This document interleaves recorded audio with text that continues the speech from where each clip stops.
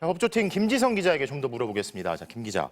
보니까 새로운 논리도 없고 기존의 얘기를 계속 반복하는 것 같고 윤석열 피고인은 중간중간 조는 듯한 모습도 보이고요. 자, 이 정도면 재판장이 좀 개입을 해야 하는 게 아닐까 싶을 정도로 피고인 측 변호인들의 의견 진술이 기약 없이 그냥 이어지고 있어요. 네, 피고인이 8명에 달하기 때문에 네. 이 오늘 결심 공판 조금은 길어질 수밖에 없는 상황입니다. 네. 그렇기 때문에 시간을 절약하기 위해서 그제 재판에서도 이 증거조사 시간대 내란 특검팀이 이번 사건에 대한 의견을 진술하는 방식으로 이 공판이 진행됐거든요. 네.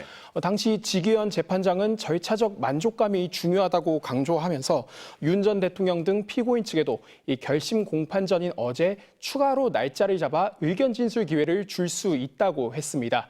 그때만 해도 준비 시간이 부족하다고 거절했던 변호인들이 오늘은 지금까지 이어지는 이 장황한 의견 진술에 나선 건데요. 그러자 재판부는 시간 제약은 없다고 하면서도 가급적 재판을 끝내는 걸로 생각하고 있다고 밝혔습니다.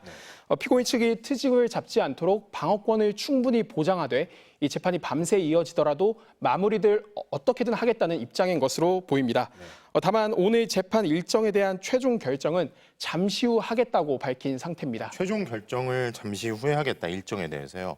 자, 어떻게 될지 궁금한데 만약에 재판 중단이 안 되고 계속 이어지면 그러면 특검의 구형은 언제쯤 나올 걸로 예상이 됩니까? 네, 특검이 구형을 하려면 우선 피고인들의 증거조사 절차가 모두 마무리돼야 됩니다. 네. 지금 진행되는 게 이 증거조사 시간을 활용한 의견 진술입니다. 네.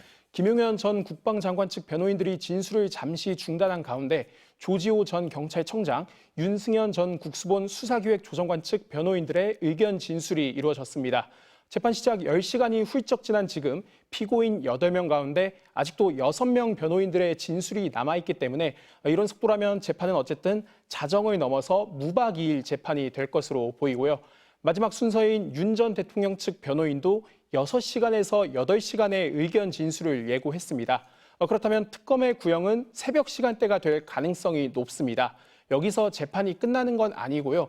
이후 윤 전 대통령을 포함한 피고인들의 최후 진술도 이어지게 됩니다. 또 다른 관심사는 오늘 재판이 이렇게 늘어지면 선고도 미뤄질지 여부인데요. 재판부가 이번 재판 안에 결심을 끝내겠다는 계획이지만 상황에 따라서 기일을 더 잡을 수도 있다고 밝힌 상황입니다. 어떻게 될지는 조금 뒤에 결정이 될 것으로 보이는데요. 특검은 이번 재판 안에 구형을 하겠다는 의지를 보이고 있습니다. 결심 공판이 예상보다 지연되고 있긴 하지만 2월 말 법관 정기 인사가 예상되는 만큼 1심 선고는 2월 초중순 이뤄질 것으로 보입니다. 자, 새로운 논리도 없이 계속 이렇게 늘어지는 게 변호인들 얼굴만 더 잡히는 거 말고 어떤 실익이 더 있는지 모르겠네요. 자, 법조팀 김지성 기자였습니다.